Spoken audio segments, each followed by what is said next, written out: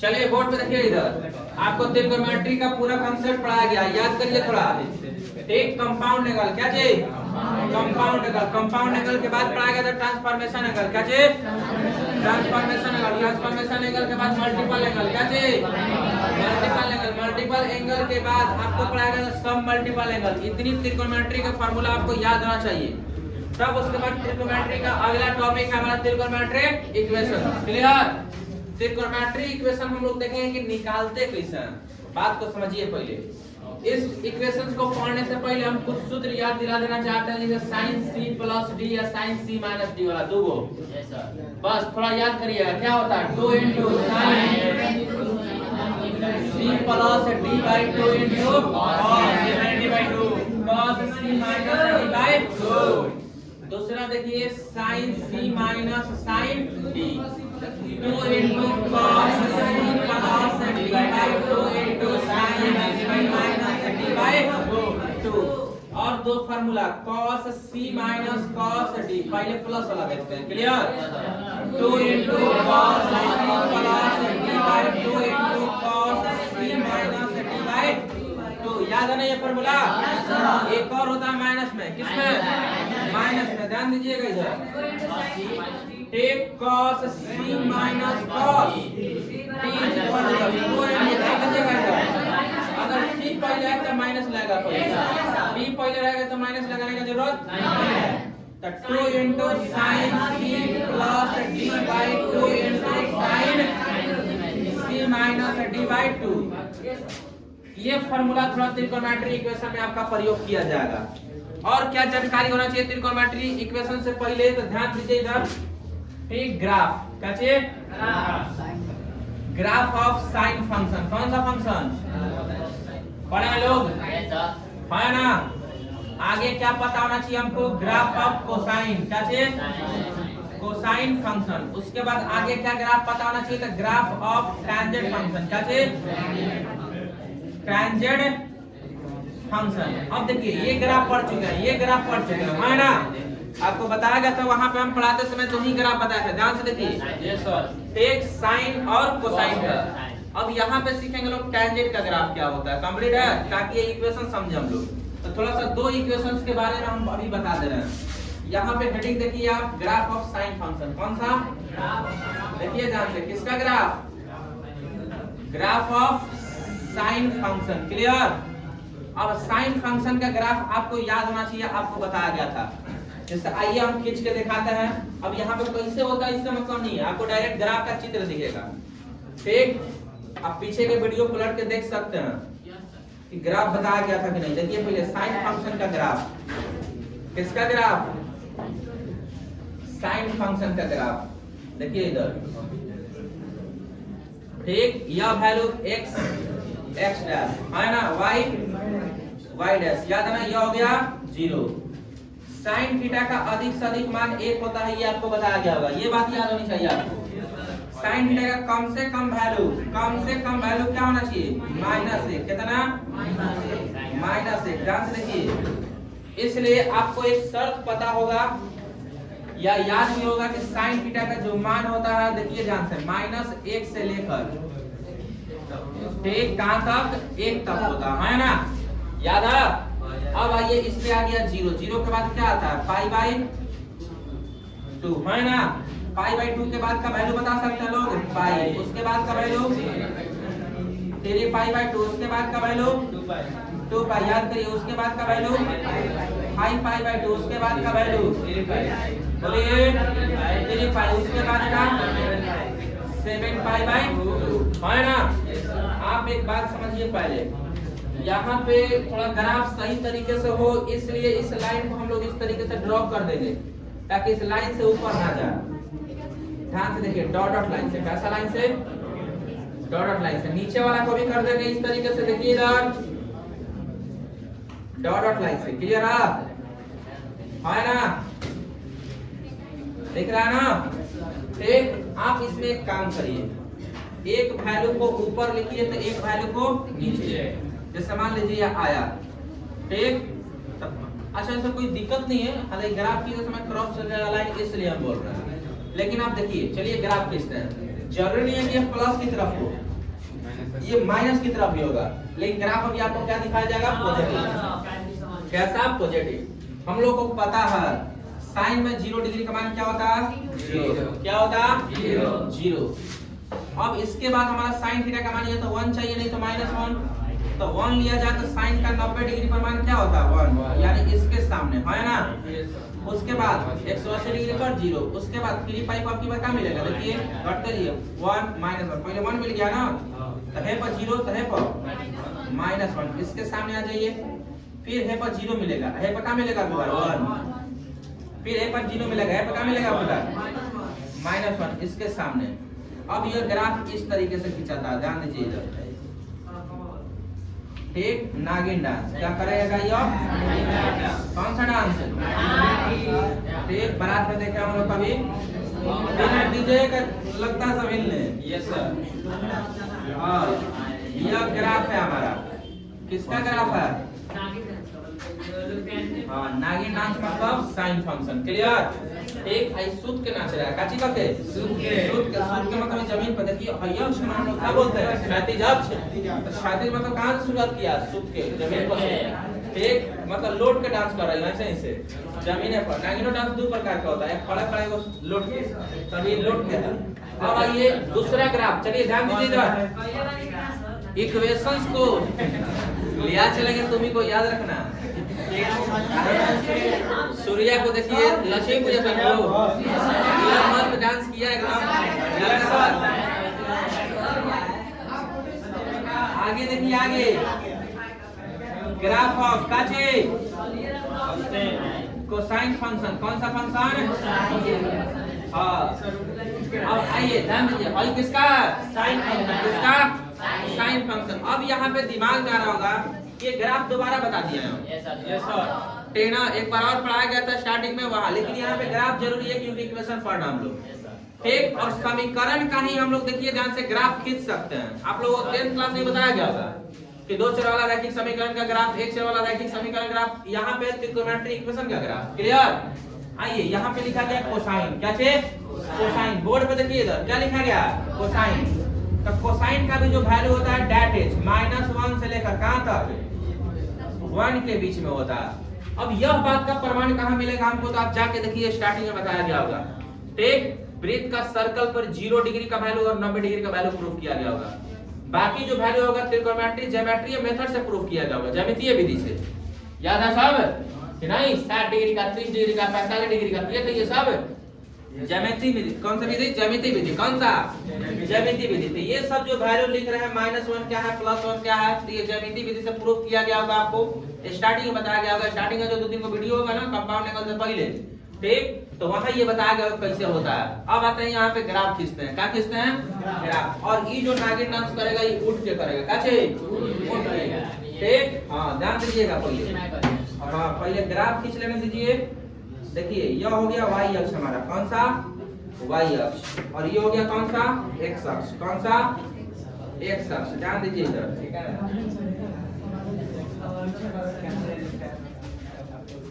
देखिए देखिए ध्यान से इधर। ठीक है ना? यह हो गया वाई, वाई डैश। यह हो गया 0। 10 से क्या लेना है? नागिन डांस सीधा होता है।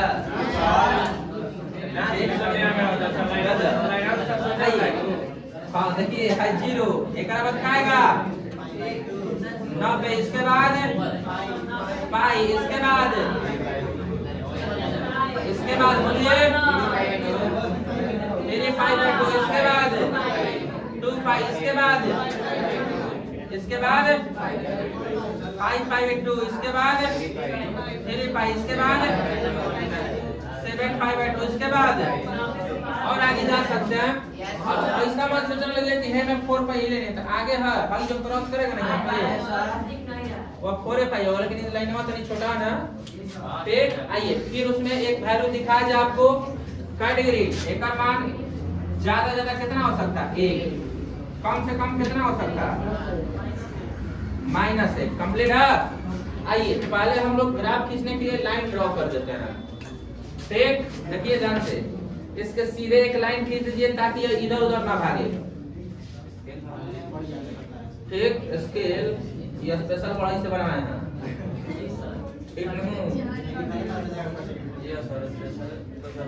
सब काम कर सकता है। ट्रैक्टर का टंकी बनाना तेरो नाम सकता है।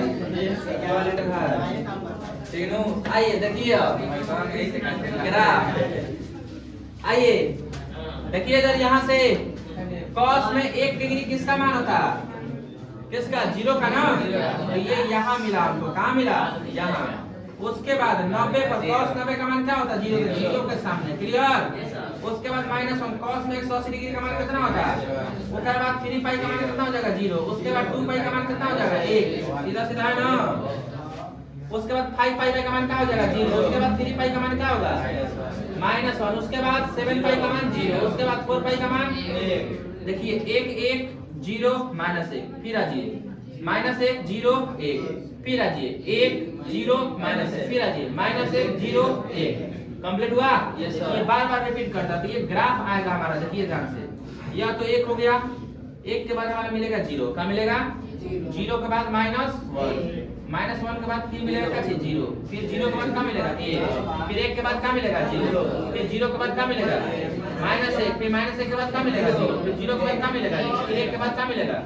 तो यह हो गया देखिए cos फंक्शन का ग्राफ। कौन सा फंक्शन? cos फंक्शन का ग्राफ है। किसका ग्राफ? cos फंक्शन यानी cos थीटा का कोई ग्राफ पूछता है तो दोनों देखने में सेम टू सेम है। अंतर ताली सुखाती है। एकर शुरुआत 1 से होता है। एकर शुरुआत 0 से होता है। सोच के देखिए खड़े खड़े नागिन डांस कर रहा है। कैसे? खड़े खड़े हाई जैसे लोट के नीचे। अब यही से सबसे पहला हम लोग इक्वेशन निकालेंगे। त्रिकोणमितीय इक्वेशन पहले किसका? साइन का, cos का और टैंजेंट का। ध्यान से समझिएगा। ग्राफ में कोई समस्या है? ठीक। यहाँ पे हम वैल्यू क्या बता रहे हैं कि अगर हम सोचिए यहाँ पे 2 मान निकालते हैं साइन वाला फंक्शन में कि 0 का वैल्यू किस पे मिल रहा है? तो सबसे देखिए 0 डिग्री पे। काची या इसको 0 रेडियन भी पढ़ सकते हैं आप क्योंकि ये 0 में है। उसके बाद 0 किस पे मिल रहा है? पाई पे। देखिए अगर थोड़ा सा याद होगा कि ये सब बता चुके हैं हम। ठीक। आइए उसके बाद 0 किस पे मिल रहा है? 3 पाई पे नहीं, काय पे? 2 पाई पे। उसके बाद 0 किस पे मिल रहा है? 3 पाई पे। देखिए जहां जहां ये ग्राफ इस लाइन पे क्रॉस किया है ना वही 0 का मान है। हैजा किया है 0 का मान, फिर हैजा किया है 0 का मान, फिर हैजा किया है 0 का मान, फिर हैजा किया 0 का मान। तो देखिए 0 का वैल्यू कितना रेडियन पर मिलता है? तो सबसे पहले 0 रेडियन या 0 डिग्री भी बोल सकते हैं। फिर उसके बाद पाई रेडियन, फिर उसके बाद 2 पाई रेडियन, फिर उसके बाद 3 पाई रेडियन, फिर उसके बाद 4 पाई। आगे अंदाजा लग गया होगा कि आगे क्या आएगा? 5 पाई। उसके बाद 6 पाई। उसके बाद 7 पाई डॉट डॉट। उसके बाद 8 पाई लिख सकते हैं, 9 पाई लिख सकते हैं, डॉट डॉट डॉट डॉट कितना? n पाई तक लिख सकते हैं। बात को समझिए। दिमाग में गुस्सा कुछ हो है ना? अब ये जरूरी नहीं है। यहाँ पे इक्वेशन में ध्यान देना है कि x का वैल्यू माइनस में भी आ सकता है, प्लस में भी आ सकता है। अभी बता रहा हूँ ये ग्राफ आपको पॉजिटिव दिखा है इसलिए नंबर आपको पॉजिटिव दिख रहा है ना? लेकिन इस ग्राफ को हम पीछे की तरफ बढ़ाते हैं। मतलब दीवार पे कहाँ दीवार पे क्वेश्चन मिलता है नेगेटिव क्वेश्चन हरियर मिलेगा। दीवार हरियर मिलेगा। हरियर से लिख देते हैं। का दिक्कत है? लगन आएगा हरियर रहिए आएगी ना? देखिए आइए लगन है हरियाई में जगह दाढ़ी मुछ बना कर रहिए। हम बना के छोड़ दीजिए ना। ये कोनो कर दिया सर जी की तरफ से दाढ़िया जन पढ़ाई बढ़िया लगेला। बात है कि ये चल रही है। आइए ध्यान दीजिए इधर। नहीं है ठीक करता है। अब देखिए नेगेटिव वैल्यू निकालें। कैसा वैल्यू? नेगेटिव। तो चलिए 0 में कोई नेगेटिव नहीं होता। लेकिन अगर पीछे की तरफ बढ़े तो नेगेटिव ये सब मिलेगा। -पाई, -2 पाई, -3 पाई, -4 पाई, -5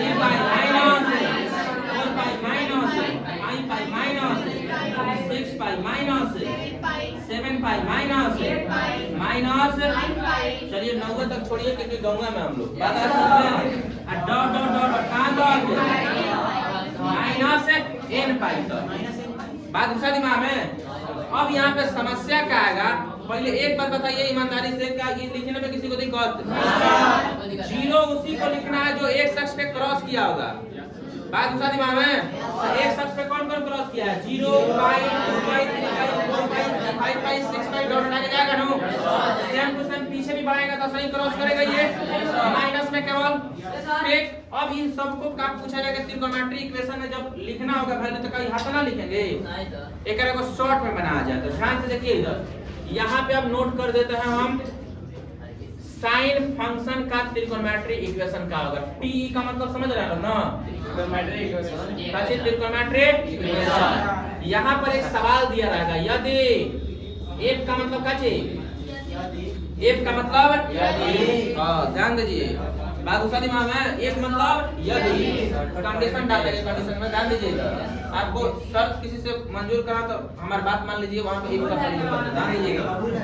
तो साइन थीटा बराबर 0 हो, काचे साइन थीटा बराबर 0, तब इसका त्रिकोणमिति इक्वेशन ध्यान दीजिए इधर, तब थीटा का मान क्या का लिख सकते हैं, तो थीटा का मान लिख सकते हैं शॉर्ट फॉर्म में एक लाइन में n पाई, ध्यान दीजिए क्या लिख सकते हैं n पाई। यहाँ पे बात को देखिएगा, ध्यान दीजिए अभी क्या सिखाया जा रहा है, क्या लिख सकते हैं इसको n पाई, क्या लिख सकते हैं n पाई, लेकिन that is n belongs to integer. अब यहाँ पे रियल नंबर के माने इंटीजर है, लिखे इंटीजर का वैल्यू प्लस माइनस दोनों में है ना। एक अगर इंटीजर दो प्रकार का होता है, आपको पढ़ाया गया होगा, तो जानकारी दे दिया जाए। इंटीजर कई प्रकार के, एक पॉजिटिव इंटीजर, एक नेगेटिव इंटीजर। जब n का मान प्लस में भरेंगे तो हई सब मिल जाएगा, यस सर, है ना। n का मान इंटीजर से उठाइए 1 तो हई मिलेगा, 2 तो हई मिलेगा, 3 तो हई मिलेगा, 4 तो हई मिलेगा, 0 उठाइएगा तो पहले का मिल जाएगा, है ना, यस सर। ठीक, यदि इंटीजर का मान नेगेटिव लीजिएगा तो कौन सा मिल जाएगा, हई सर। तो यहाँ पे सबसे पहला आपको त्रिकोणमिति इक्वेशन बताया गया साइन फंक्शन का, किसका साइन फंक्शन का। क्या होता है थीटा बराबर थीटा बराबर क्या होता है, और ये कंडीशंस कैसे लागू करिएगा, जब ये दिया हो साइन थीटा बराबर 0 दिया हो तो साइन थीटा में 0 का मान किसका किसका होता है, तो आप सिंपल सा एक लाइन में बोलिए थीटा बराबर n पाई रख दीजिए, और n बिलोंग्स करना चाहिए किसके अंतर्गत, इंटीजर के अंतर्गत। आई इंटीजर को जनरली आपको बता दिया जाए i और z से लिखते हैं, है ना। तो दोनों में से किसी का भी यूज करिए, लेकिन ज्यादातर किताबों में i लिखेगा, क्या दिखेगा i। क्लियर हुआ, ये साइन फंक्शन का है, कौन सा फंक्शन, और साइन फंक्शन का आप याद करिए थोड़ा सा, ये सब वैल्यू जब हम प्रूफ करके बता रहे थे ठीक कंपाउंड एंगल से पहले, तो वहां भी पूछे थे कि साइन में किसका वैल्यू 0 हो सकता है, तो साइन n पाई का मान क्या होता है 0, बताया गया था। साइन n पाई का मान कितना होता है 0, n का मान 1 2 3 4 रखिए, उस सब का वैल्यू क्या होगा 0। ये ग्राफ से क्लियर होगा, किससे, ग्राफ से। ठीक, अब है ना देखिए काची देखना आपको, cos थीटा ग्राफ, किसका ग्राफ, cos थीटा ग्राफ, किसका cos थीटा का। आप समझिए, अब हम यहाँ पे थीटा का मान निकालना चाहेंगे। cos में सबसे पहले 0 किसका किसका मान है, 0 डिग्री नहीं लिखा हुआ है, ये 0 वैल्यू है, जो 0 डिग्री नहीं लिखा हुआ है, ये 0 क्या है वैल्यू। 0 डिग्री का मान कितना 0, पाई का मान कितना 0, 2 पाई का मान कितना 0, 3 पाई का मतलब क्या 0, 4 का मौसी का मतलब कितना 0, 5 मौसी का मतलब 6 मौसी का मतलब 0। क्लियर है ना, जितना भी ये सब है, मौसी मतलब पाई, देखिए हाँ। आइए अब cos में ढूंढना है, किसमें किसमें cos में, देखिए ना मौसा का थीटा नहीं बोलता, भी आगे बताइए, देखिए यार सब अपना ही अंदाजा लगा लीजिए। अब cos में 0 का मान बताइए, तो cos में 0 का मान कैसे पहचाने के, जहाँ x पे क्रॉस किया हुए ना। आइए cos में 0 का मान सबसे पहले क्या लिखेंगे, पाई बाई 2। अब यहाँ पे दिमाग में आएगा 0 का नहीं लिखेंगे, cos में 0 का 0 थोड़ी होता है, 1 होता है, इसलिए cos का शुरुआत कहाँ से, जहाँ जहाँ एक शख्स पे क्रॉस किया होगा वही वैल्यू 0 को दिखाएगा, किसको दिखाएगा 0 को। पाई बाई 2 अगला क्या होगा बोलिए, पाई बाई 2 अगला क्या होगा, पाई बाई 2 अगला, उसके आगे 7 के बाद क्या आएगा 8 कहाँ नहीं, ये 8 लिखा था, देखिए समझा दे थोड़ा, 8 पाई बाई 2 कट गया था, क्या बात, तो ये चलते 8वें के बदला में 4 पाइया बुझाएगा जो 8 के बाद क्या आएगा 9। अब ऐसे सोचिएगा 3 से बता 4 आना चाहिए, 4 पाई बाय 2 लिखा था, 2 से 4 कट गया, कर बन 2 बाय बुझा कुछ, तो ये आपके पास क्या आएगा 9, अच्छे 9 पाई बाय 2, उसके बाद 11 पाई बाय 2 डॉट देख आगे 13 पाई बाय 2, आगे 15 पाई बाय 2, आगे 17 पाई बाय 2 आएगा, ये सब यह पॉजिटिव वैल्यू है। कैसा वैल्यू? इसका एक और मान हो सकता है, देखिए हो सकता है काची में भाई जो ग्राफ खींचा गया वो धनात्मक दिशा में, कौन सा दिशा में? यह ग्राफ इधर खींचा जाता किस दिशा में? ऋणात्मक दिशा में। तब यहाँ पे इसको माइनस में लिखते हैं, काची में minus pi by 2 minus 3 pi by 2 minus 5 pi by 2 minus 7 pi by 2 minus 9 pi by 2 minus 11 pi by 2 dot dot है ना, क्लियर हुआ? अब यहाँ पे आपको एक बात सीखना है, एक कैसे इक्वेशन तैयार करें। सबसे पहले किसका? कोसाइन, किसका? कोसाइन फंक्शन का त्रिकोणमितीय इक्वेशन। देखिए जब मुंह में याद रहना चाहिए सब वैल्यू, ऐसा नहीं केवल लिख रहे हैं यहाँ पे, और प्रूफ देखिए पहले, क्लियर हुआ? इसका यहाँ भी कंडीशन दिया रहेगा, एक एफ cos थीटा बराबर यदि 0 दिखाई दे, कैसे 0 तब क्या हो सकता है? थीटा का मान। अब इसमें हमको ढूंढना है, कैसे लिखेंगे? सोचिए भाई, विषम संख्या 1 विषम संख्या 3 विषम संख्या 5 विषम संख्या 7 विषम संख्या 9 विषम संख्या 11 विषम संख्या है ना, सारे के सारे विषम संख्या में पाई बाय 2 से गुना है। देखिए 3 में कैसे गुना, 5 में कैसे गुना, 7 में कैसे गुना, 9 में कैसे गुना, 11 में कैसे गुना, चाहे नीचे देख लीजिए, -3 में कैसे गुना, -5 में कैसे गुना, -7 में, सभी विषम संख्याओं में किससे गुना? पाई बाय 2 से। cos फंक्शन का त्रिकोणमितीय इक्वेशन सबसे पहले विषम संख्या, कौन सी संख्या? और विषम संख्या को 2n + 1 लिखते हैं। पहले देखिए याद करिए, ये सब फंक्शन में पढ़ा थे सब, एक दिन बोल दिए लोग कि संख्या नहीं आता तो लीजिए सिखा देते हैं, याद है ये सब संख्या का मान है ना, बोलिए कोई दिक्कत? हाँ अब देखिए यह एक विषम संख्या है, कौन सी संख्या? अब इसमें कैसे पता चलेगा? n का मान 1 रखिए, 2 1 3, हालांकि n + 1 भी विषम संख्या को नहीं दिखाएगा, समझिए ध्यान से। n एक तो प्राकृत संख्या हो गया, प्राकृत में सम और विषम दोनों शामिल रहता है। सम संख्या में या तो आप 1 जोड़ दीजिए ना तो घटा दीजिए, वह क्या बन जाता है? विषम संख्या। तो यहाँ पे 1 जोड़ना है, घटाना नहीं, अगर घटा दीजिएगा तो गड़बड़ हो जाएगा, बात दूसरा दिमाग में है ना। हाँ तो ध्यान दीजिए, पहले सबसे पहले प्लस में लिखना है विषम संख्या, माइनस में विषम संख्या को दिखाएगा, इसमें कोई शक नहीं है। एक यहाँ पे पॉजिटिव लेना है, क्लियर? तो यदि n का मान 1 रखिएगा, इंटीजर में बिलोंग्स करेगा तो 1 रखिएगा तो 2 1 3, देखिए मिलेगा। n का मान 2 रखिएगा तो 2 नहीं 4 5, इसीलिए बोलेंगे 2n + 1 रखना है, -1 नहीं। ठीक, बात दूसरा ना दिमाग में, ठीक, माइनस रखिएगा तो घबरा जाएगा, क्लियर हुआ? क्योंकि देखिए 4 रखिए, 4 दूनी 8, 8 1 9 पाई बाय 2 आ रहा। अगर n का मान नेगेटिव रखेंगे तो नीचे वाला वैल्यू दिखाई देगा, है ना। अब यह विषम संख्या में किससे गुना है बताइए? तो सारी की सारी विषम संख्या में किससे गुना है? पाई बाय 2 से। किससे? पाई बाय 2 से। यह जो इक्वेशन दिखा आपको, क्या दिखा? बोलिए इक्वेशन, क्या चे? इक्वेशन ध्यान दीजिए, किस फॉर्म में आई? किसका है यह? cos का, किसका? cos का। यदि cos थीटा बराबर 0 तो cos थीटा का जनरल इक्वेशन क्या? अभी देखिए नाम नहीं दिए हैं आपको हम कुछ, आगे जब हम पढ़ाएंगे तो हम बताएंगे कि त्रिकोणमितीय इक्वेशन 2 प्रकार का होता है, क्लास मिलेगा। पहला प्रिंसिपल इक्वेशन या प्रिंसिपल वैल्यू, दूसरा जनरल वैल्यू। तो केवल अभी हम कैसे निकालते हैं ये बता रहे हैं, समझ रहे हैं लोग ना? ठीक, नाम कुछ नहीं दिया, कौन सा वैल्यू निकाला गया, हालांकि सब जनरल वैल्यू प्रिंसिपल वैल्यू आगे बताया जाएगा आपको। ठीक, इसी में से जनरल वैल्यू कैसे निकालते हैं, इसी से प्रिंसिपल वैल्यू कैसे निकालते हैं। पहले ये बताया जाएगा कि त्रिकोणमितीय इक्वेशन को बनाते कैसे, थीटा का मान निकालते कैसे, बस बात खत्म।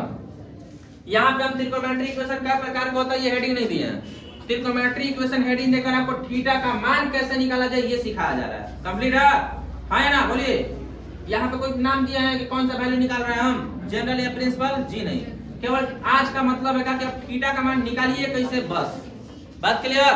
ठीक, चलिए बताइए तो साइन फंक्शन का जो sin थीटा बराबर 0 हो तो यहाँ तो थीटा का मान क्या लिखिएगा? n बाई cos थीटा बराबर 0 जीरो तो थीटा का मान क्या लिखिएगा 2n पाई। बात रह गया टेंजेंट वाला कैसे 2n plus 1 into pi by 2। लेकिन यहाँ भी एक शर्त डालना होगा हमको, दैट इज n का मान कहाँ बिलोंग करेगा इंटीजर में। कहाँ इंटीजर में। अब इंटीजर दो प्रकार का होता है, पॉजिटिव नेगेटिव, प्लस में भी रख सकते हैं माइनस में भी रख सकते हैं। अब लास्ट वाला आता है टेंजेंट का चीज। टेंजेंट फंक्शन का त्रिकोणमितीय इक्वेशन के रूप में थीटा का मान कैसे निकालें। किसका मान थीटा का मान। आप ध्यान दीजिएगा इधर ना, किसका वैल्यू थीटा का वैल्यू। तो हमको पता है कि हम लोग नीचे क्लास में पढ़े हुए लोग कि हम लोग जानते हैं tan थीटा बराबर होता है sin थीटा बटा में cos थीटा। कंप्लीट है ना। अब 0 डिग्री पर ना तो sin में रख देंगे 0 डिग्री, cos में रख देंगे 0 डिग्री। sin 0 का मान 0, cos 0 का मान 0। ये क्या गया 0। क्लियर। तो यदि यहाँ भी हो जाए कि tan थीटा बराबर 0, क्या हो जाए 0। तो देखिए tan थीटा बराबर 0 तो ये आ जाएगा ऊपर sin है, ये इंफिनिटी तो आया नहीं है, तो कौन लिखा जाता है same to same sin theta वाला ही लिखा था। क्लियर।